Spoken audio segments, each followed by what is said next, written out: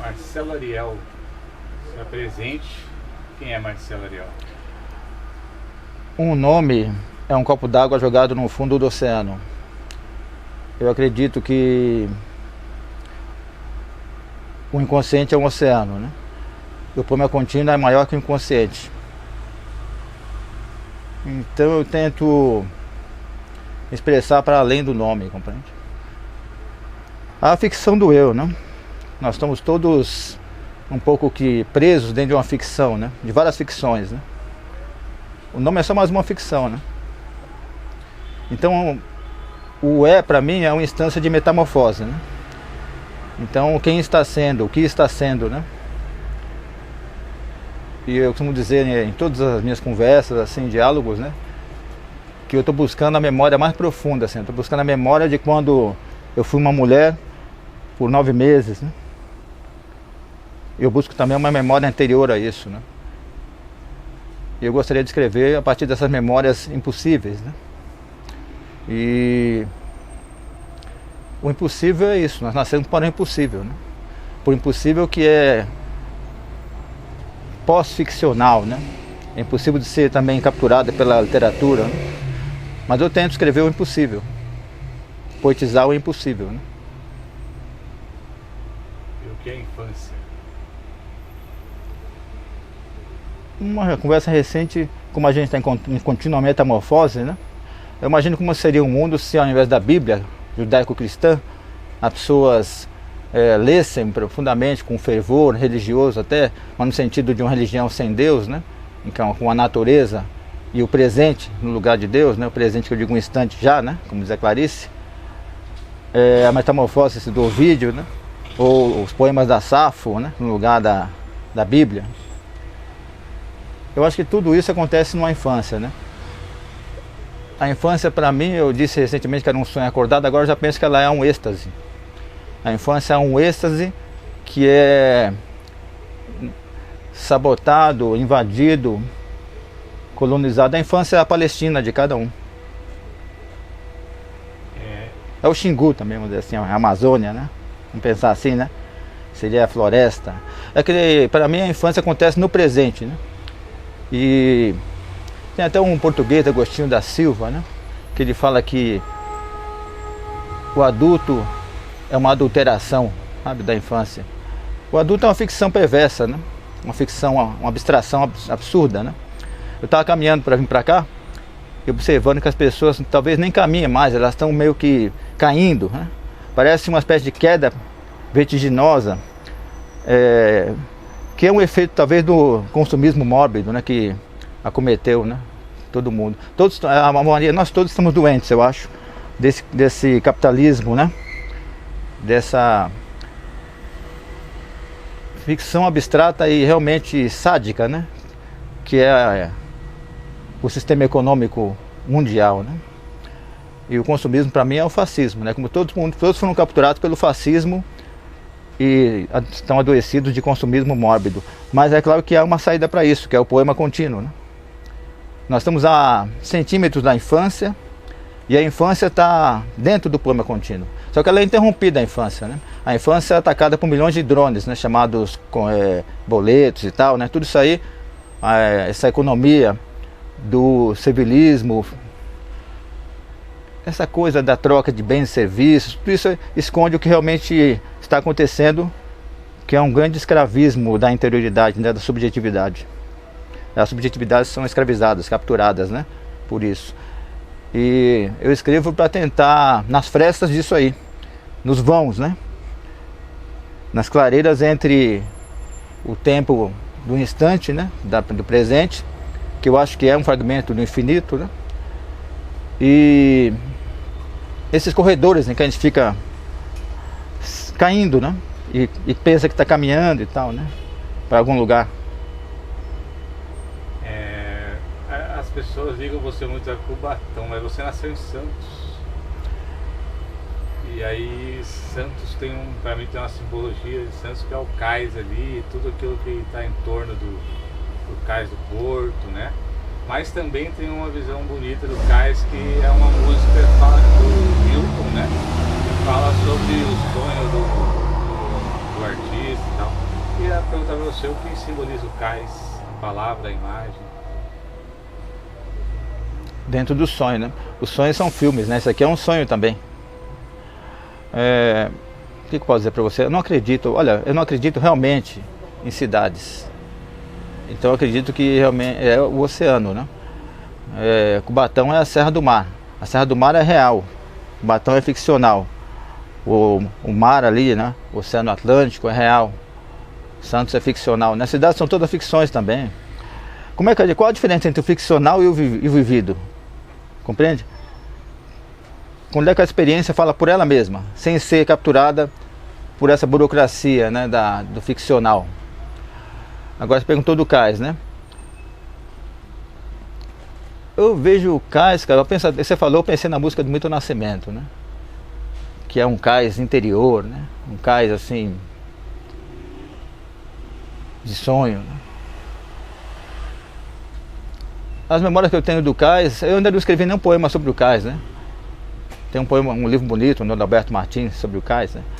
Que também é santista, nasceu lá, né? Acho que nascer é como se fosse um ponto de esquecimento, um ponto enevoado no começo do poema contínuo, né?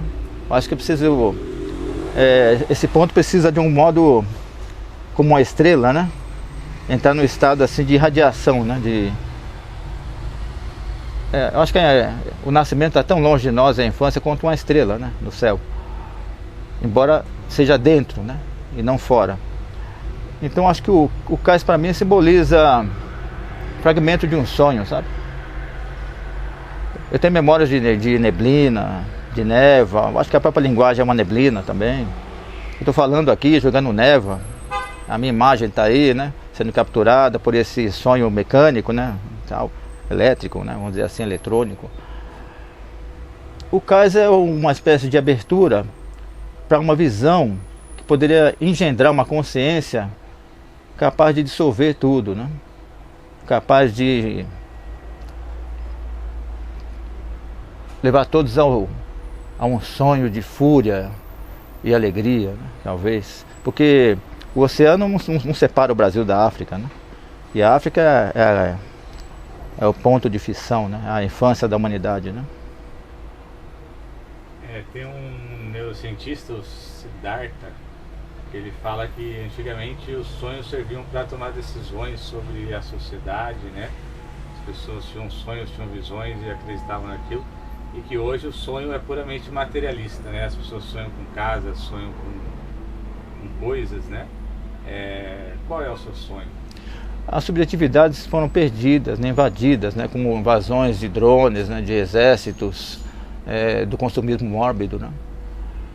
A gente precisa recuperar a subjetividade. Eu acredito até que a maioria dos homens não tenha mais isso, subjetividade, sejam só cascas, né? Ocas de grandes fracassos, né, caminhando por aí. Isso é um sonho, eu repito, né? Quem está vendo, nos assistindo aí nessa grande miríade de gaiolas, de sonhos, né, que é a internet, né? Tudo que está à nossa volta é um sonho. O sonho que a gente chama sonho mesmo, né? O sonho da noite, né? Parece ser aquilo que o José Gil, um filósofo muito interessante em português, chama de o pensamento dos órgãos, né? Que é como ele fala com o inconsciente, é o pensamento dos órgãos. Eu nem acredito muito no inconsciente também, porque eu acho que tudo tem consciência. Então, uma pedra, né? A consciência é espalhada por toda parte. Nós é que não sabemos as senhas, né? Os dialetos, os idiomas, né? Das coisas, que a gente esqueceu completamente. Então, meu sonho é que a humanidade comece, né? Porque a humanidade não começou ainda, né? Nós estamos vendo uma espécie de eu até chamo de teatro fantasma, né? As pessoas falam que a humanidade vai acabar, vai ser extinta, mas nem começou para mim. Ela foi interrompida, né? Havia um instante em que o chamado homem primeiro, né, o primitivo, ele desenhava búfalos, flores e árvores, né? Porque isso era a imagem dele, né? Isso era o eu dele, compreende? Ele queria se ver, então ele estava espalhado pelas coisas, né? Era uma grande imanência, compreende? Aí quando a gente perdeu essa imanência profunda, essa grande imanência, a gente perdeu o mundo também. E aí houve um fechamento, um engaiolamento, né? E de lá para cá, eu acho que o que ocorreu aí nos séculos até agora, né? Essa, vamos dizer assim, sucessão de genocídios e massacres, não dá para chamar isso de humanidade, né? Quando cessarem os suicídios, assassinatos em massa, né? Suicídios em massa também que virão, as guerras que são um efeito também da religião, da economia sádica, né? Vamos dizer assim, a religião sádica da economia, né? O consumismo mórbido, as fronteiras entre países, quando tudo isso for uma piada mesmo, ninguém levar mais a sério isso, né? Não existirem mais essas coisas, né? Quando a água for um bem público, né, para todos, né? O dinheiro também talvez seja um bem público e vai tornar o dinheiro outra piada também, mas a piada infinita, né? Eu acredito muito nisso, que a humanidade está num grande sono, sabe? E às vezes nós somos atravessados por clarões de consciência, e nesses clarões de consciência surgem momentos de beleza profunda, em que a gente vislumbra o mundo, né? Tem frestas em que a gente vê o mundo, e essas visões do mundo, né, se provocam êxtases, né? Que a gente chama de beleza, né, talvez. E a arte pode ser um efeito desses clarões também, dessas frestas que vão aparecendo no sonho, né? No grande sono, né? Na verdade é um pesadelo, né? Está acontecendo, são várias guerras no mundo, que está acontecendo no Sudão, na Palestina, com os Yanomamis, né? Embora todos no futuro serão Yanomamis, né? Mas o que está acontecendo agora com os Yanomamis, tudo isso é um grande pesadelo, né? O que nós fazemos com os indígenas, com as mulheres, com as crianças, né? Com as diferenças radicais, né? Enquanto houver essa perversidade, esse sadismo coletivo, esse alheamento, né? Não há humanidade nenhuma. Então eu diria que essa humanidade que é isso aí deveria ser extinta mesmo, merece a extinção mesmo. E a humanidade que vai começar, né, a partir da extinção dessa, vamos dizer assim, é uma humanidade poetizada, não pela tragédia, né, poetizada pelos vislumbres, né, pela aparição do mundo como ele é mesmo, né. O que é a poesia? Se eu disser o que é a poesia, eu acabei de matá-la, né? Eu posso dizer para você que eu sinto como algo componente, assim, entrelaçado dentro da tessitura do mundo. E para mim é o mundo que escreve os poemas, né? Eu nunca escrevi nada. É o mundo que escreve. É o que e o quem que escreve é o mundo. O que e o quem que nós vemos no espelho é o mundo. Nós somos feitos da matéria das estrelas, né? Disse um poeta, né? A poesia falou atrás dele, né? Não é uma visão religiosa, porque eu não acredito em religião também. É uma visão assim que eu quero em construção, sabe? Eu sei que há o poema contínuo, que nós estamos dentro de um poema, que raramente isso é percebido, que nós temos raríssimos momentos de consciência e o mundo surge para nós com a beleza do impossível, né? A música, né? Beethoven, Mozart, né? Thelonious Monk, Clementina de Jesus, Alice Coltrane, a música, quando antes havia a música, né, natural, né, quando havia pessoas naturais, né, seres naturais, né, o homem natural, essa palavra homem talvez nem existisse, o animal natural do mundo, né, dentro de nós, né, se manifestava. Tudo isso está na natureza, eu acho. Beethoven só ouviu a natureza, Mozart só ouviu a natureza, né? Alice Coltrane só ouviu a natureza, John Coltrane também. A música que havia antes, quando ninguém nem assinava, né? A música que vinha diretamente do mundo, da natureza. Hoje a gente compartilha o mundo, faz uma espécie de catalogação do mundo, né? Porque quando você perde uma coisa, você só vê em fragmentos, né? Você vê pedaços dela, estilhaços. Então chamar isso que a gente vive hoje, esse estilhaço de um ex-mundo, né? Que está em processo de desaparição, de autodestruição, né? Vamos dizer assim. Chamar isso de vida uma grande metáfora, né? Mas por trás de tudo isso é só uma película isso. As cidades são só uma película no mundo, né? Que eu acho que vai haver ainda um grande despertar, eu acredito. Nem que seja de modo trágico, né? Vamos pensar assim, ou de modo humorístico também, né? Pode ser que a humanidade tenha um grande despertar a partir de alguma coisa, de algum evento da natureza, né? Houve um dia um grande evento climático, né? Uma grande mutação climática, e toda a humanidade da época teve que ir para a África, né? E da África saiu para povoar o mundo, né? Mas tem que se lembrar disso, se lembrar dessa África dentro de cada um, né? Da Amazônia dentro de cada pessoa, essa memória antiga que há dentro de cada corpo, né? Porque amanhã, por exemplo, é muito antiga, amanhã tem bilhões de anos, amanhã, entendeu? E o corpo também, o corpo é antiguíssimo. O que é novo no corpo, assim, que tem é efêmero e tem um começo e um fim, é o eu. O corpo, para mim, ele continua. As árvores são parte do corpo, os rios são parte do corpo, o céu é parte do seu corpo. O corpo mesmo é como a natureza, né? Talvez não tenha começo nem fim. Por mais que a gente tente limitar, né, com o nome, com a ficção humana, né? Parece místico isso, né? O Ricardo Pozo, que hoje é revertido ao Islã, ele falou para mim que você teve uma experiência de uma viagem sobre o sufismo, né? Qual a sua relação com o sufismo? Um abraço aí, Ricardo. Tudo bem? As religiões, no fundo, são roubos de poéticas, né? Então, alguma poética, algum poema é escrito, né? E esse poema é desviado para uma organização, né? Para um clube, vamos dizer assim, né? Um clube social, vamos dizer assim. Mas as religiões antigas, né? Antiquíssimas, eu sei disso. Na verdade, o que chama de religião antiga, o que chama de religiões, são poéticas, né? São poemas que foram burocratizados, eu acho. E o sufismo é a poética dentro da nação, chamada nação do Islã, né? O sufismo é isso. Eu acredito que toda religião tenha também seu componente poético, né? Seu componente ativamente poético, né? E a minha relação com o sufismo é a leitura de Jalaluddin Rumi, que é uma árvore, né? Cujos frutos são pássaros, né? A leitura do Ibn Arabi, que é um lago ao lado de um oceano. E uma vez perguntaram para mim qual era a minha ancestralidade, aí eu falei que era o Jim Morrison, porque na minha família não tem artistas, né? Eu acho que eu sou o primeiro.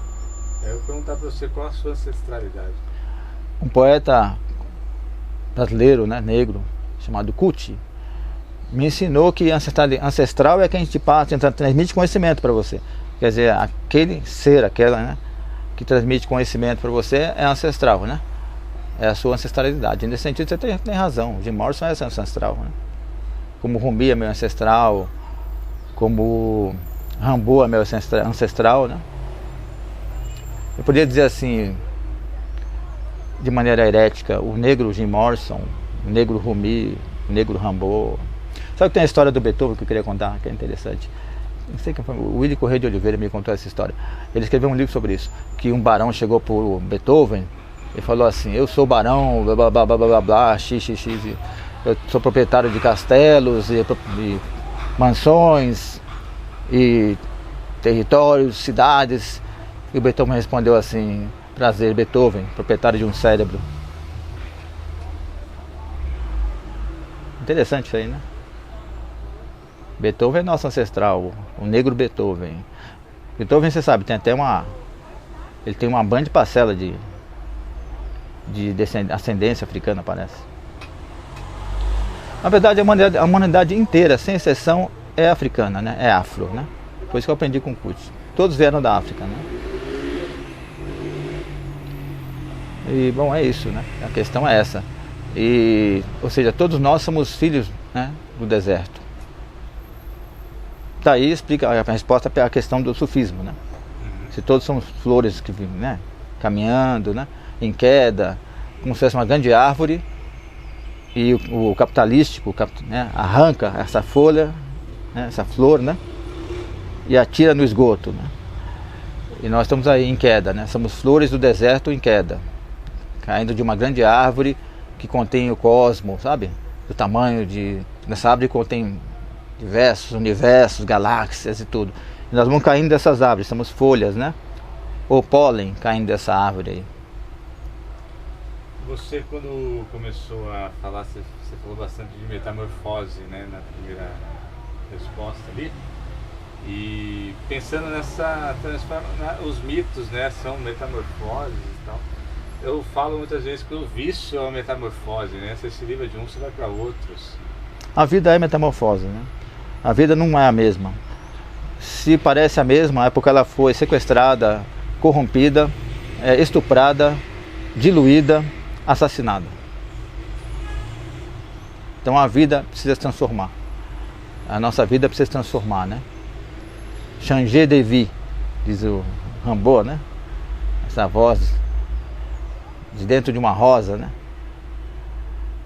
De fogo, dentro de uma geleira, falando conosco, né? Eu acredito muito nisso, essas vozes guardadas dentro dos livros, né? Que são parte de árvores também. Ainda não fizeram livro de plástico, né? O plástico é um componente do inferno, você sabe, né? A grande metáfora que explica quase a vida contemporânea e a vida do século XX, uma parte dela, XIX e tal, é a metáfora, né, dos malavitas, né, que a igreja se apropriou dela, que é a metáfora do inferno, né? Outra flor interessante, Dante Alighieri. As pessoas deveriam ler a Divina Comédia, né? Porque não há nada de divino nos bancos, por exemplo. Os bancos são parte do esgoto, né, da humanidade. Deveriam ser todos destruídos, todos os bancos, sem exceção, né? E isso se estendendo para governos e etc. também. Tudo é parte do grande esgoto, onde nós somos que aí, está diante de nós aí, né? Esse esgoto, esse lamaçal, né? Pensando um pouco sobre isso e já voltando também como num ciclo, vamos voltar mais para a sua vivência de cidade ali. Eu, quando era criança, ia para Santos, São Vicente, e eu ficava na estrada observando aquele fogo ininterrupto daquelas fábricas ali de Cubatão, né? Eu nasci em 89, na minha infância tinha essa coisa que contava de Cubatão, dos bebês que nasciam com mutações e tal. E ao mesmo tempo fala-se muito de Cubatão, que tem uma cachoeira de águas cristalinas lá.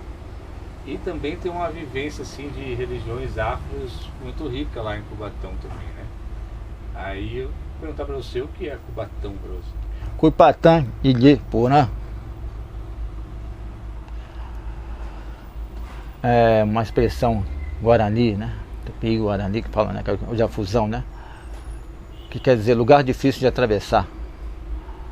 Cubatão é um quilombo e uma senzala. O quilombo foi destruído, né? Precisa renascer. A senzala está lá, a senzala industrial, né? A natureza está em volta. Existe a Serra do Mar. Cubatão não existe. A não ser que Cubatão e Idiporã se torne uma realidade, né? Você imagina, Ibirapuera tem que ser entregue aos indígenas. Se tudo tiver nome indígena, né? Se o nome é a coisa, São Paulo inteira devia ser entregue aos indígenas. Por quê? A gente se apropriou, né? Digo assim, esse roubo que foi feito, né? Enorme, né? O Brasil que seja entregue aos indígenas, sabe? Se há alguma coisa no Brasil que o torna singular, né? O torna sublime, é o componente indígena e negro, né? Africano e indígena, né? Que vai se fundir. Os indígenas e os africanos são uma ontologia, um devir. Ou isso floresce ou não tem Brasil, não tem nada. Ou é tudo uma grande mentira, né? A liberdade não é uma mentira. A liberdade é um instante que o sujeito, né, a pessoa, o ser, né? Eu acho que a liberdade está dentro de cada mulher. A liberdade é uma mulher, eu acho. Eu acho que é preciso perceber isso. A liberdade é a natureza também. Eu acredito muito nisso, numa feminização de toda a humanidade. Quando acontecer essa feminização universal, né?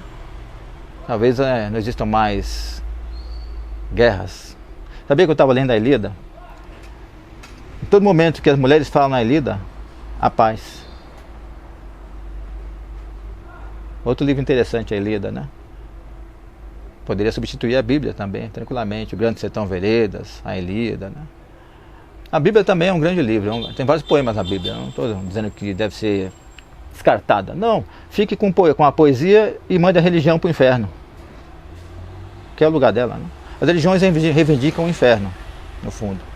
Reivindicam a posse da interioridade, a posse da subjetividade. O capitalismo é só uma religião que predominou sobre as outras com a força da violência e de assassinatos em massa. E a economia é uma religião também perversa. Eu sempre digo isso. A economia é perversa. O dinheiro é uma abstração perversa, sádica. A gente deveria entrar numa cachoeira e depois pegar numa nota de dinheiro, um cartão de crédito, né? Aquilo é sujo, né? Do sangue de muitas crianças. Não existe dinheiro limpo. E tempo não é dinheiro. Tempo é um êxtase. É só esquecer o relógio. Observar a natureza, né? É só parar. A grande greve universal. Todo mundo parar e contemplar a natureza. Parar com essa maquinação, né? Com essa fábrica de doença mental, né? Parar os mecanismos da fábrica de doença mental, vamos dizer assim, que se tornou a humanidade hoje, né? Essa humanidade ficcional que eu falei, né? Mas quando eu parar isso, começa a humanidade real, né? Que é a humanidade real, está anunciada aí pelos poemas, pelas grandes canções, né? Você falou de Jim Morrison. Jim Morrison foi um vencedor. Souzander ele foi um vencedor, né? Alta de Souza foi uma vencedora. Carolina Maria de Jesus foi uma vencedora. Nenhum político venceu. Nenhum general venceu.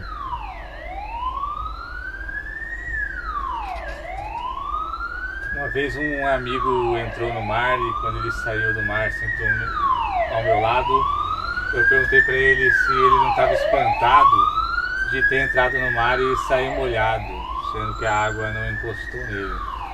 E aí eu ouvi você falando sobre o corpo, né? Que o nosso corpo tem 20 metros, né? O que está em volta.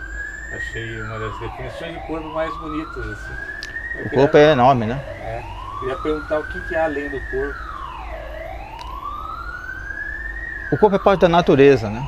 É como você perguntar o que é além de uma estrela, o que é além de uma árvore, né? O corpo é parte de tudo isso. É óbvio que o corpo se transforma, né? Em terra. Há muita vida dentro de nós, né? Uma vida que floresce quando nós vamos embora, quando o nosso eu se dissolve. Porque o eu é só uma bolha de sabão, entendeu? Aí ele se dissolve e toda essa vida dentro do corpo se mistura com a terra. Há uma festa no dia que o eu, que a bolha de sabão do eu explode. Deve haver uma grande festa, né? Sabe?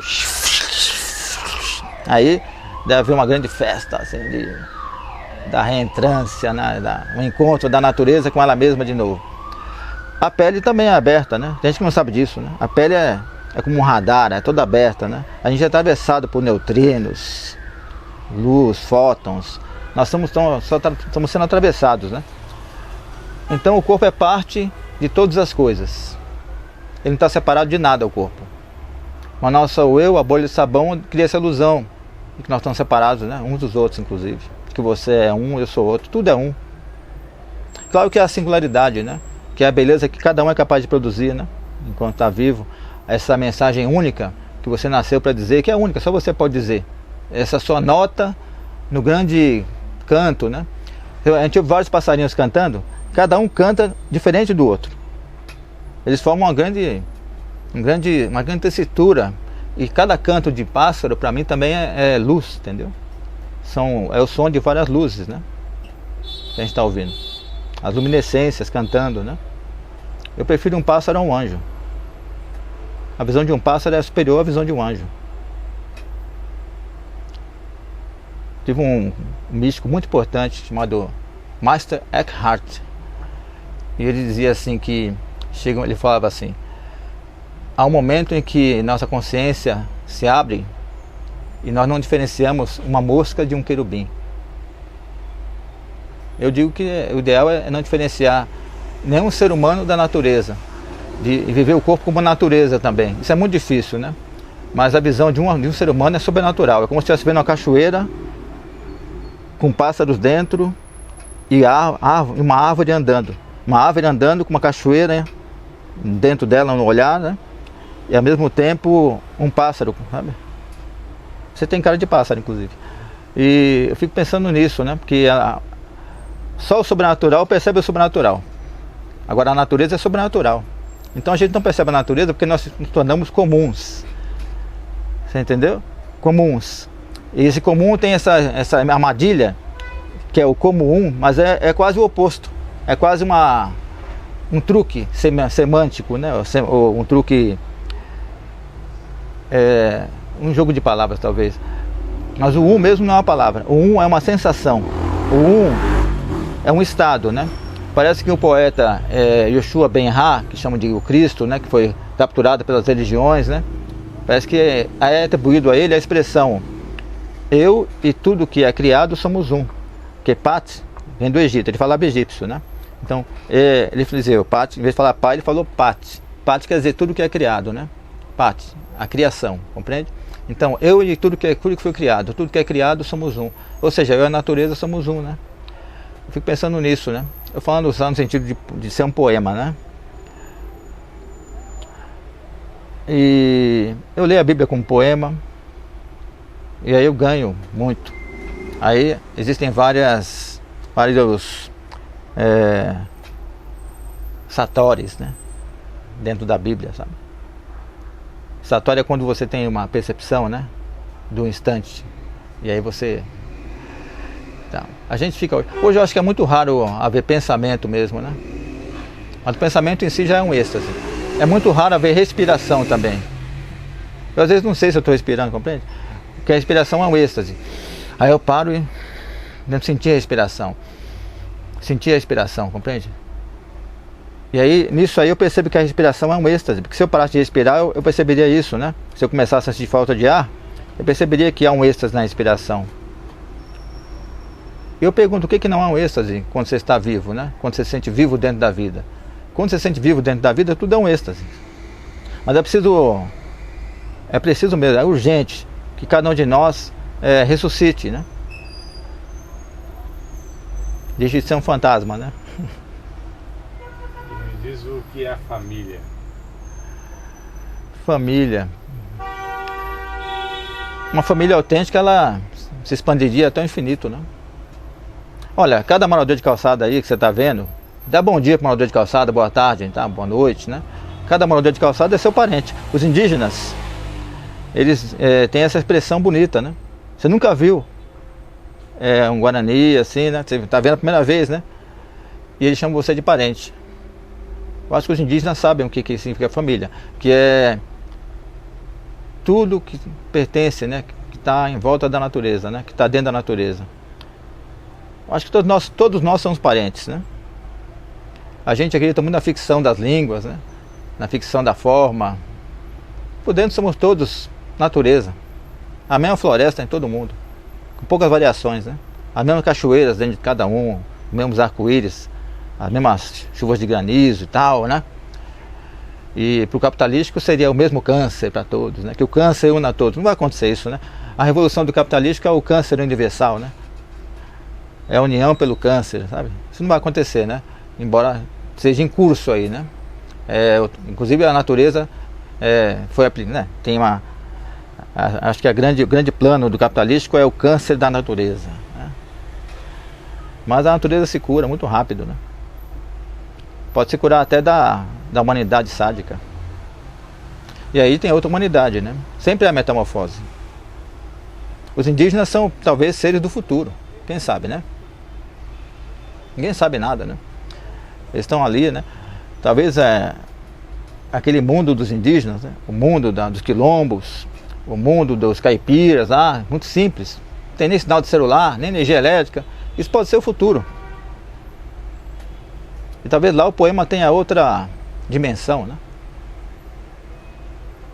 Chegará um dia em que nós vamos falar poemas, né? Ouvir poemas, né? Assim, conversar poemas, poetizar mesmo a vida, como queria o Nego Bispo, né? Eu ia para a última pergunta, mas eu vou fazer uma antes da última, que é: qual a poesia do futuro?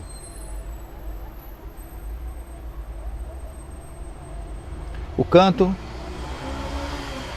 de uma negra lavadeira lavando a roupa, né? No Sudão. O canto de uma mãe palestina que cansou de chorar a morte de seu filho atingido por um drone, né? E colheu uma tâmara, né? Caída no chão, né? O canto de um garoto de 16 anos que está fugindo da polícia numa palafita de Santos. Isso é a poesia do futuro. O canto de uma jovem mãe presidiária que acabou de ter seu filho e sorriu ali, né? Esse sorriso dela é maior do que o capitalístico, maior do que todas as prisões, né? As prisões têm que deixar de existir. Eu sou pelo abolicionismo prisional, o abolicionismo prisional de toda a humanidade. É isso que eu defendo. Bom, todo fim eu faço a mesma pergunta, né? Porque todos nós vamos morrer. E aí quer saber se você tem medo de morrer. Eu já morri várias vezes já. Mais de uma vez, né? Um dia vai ser essa bolha de sabão, né? Vai estourar. Eu não sei o que é a morte. Não tenho nem ideia do que é. Eu não sei nem se existe morte realmente. Entendeu? Ninguém sabe. Porque o idioma dos mortos, né? Embora os mortos no sentido burocrático governem o mundo, né? Os mortos perversos, há mortos sádicos também. Existe todo um mundo, uma codificação dos mortos, né, que gera um grande escravismo no mundo. Então é preciso libertar os mortos também, né? Às vezes é preciso matar os mortos outra vez, como dizia o Vicente Francescin, um grande amigo meu. Ele dizia: é preciso matar os mortos outra vez. Eu fico pensando o seguinte: medo eu não sinto não, mas eu tenho uma grande curiosidade em saber se existe morte realmente. E como é ser completamente a natureza, sem um eu, sem uma consciência humana, né?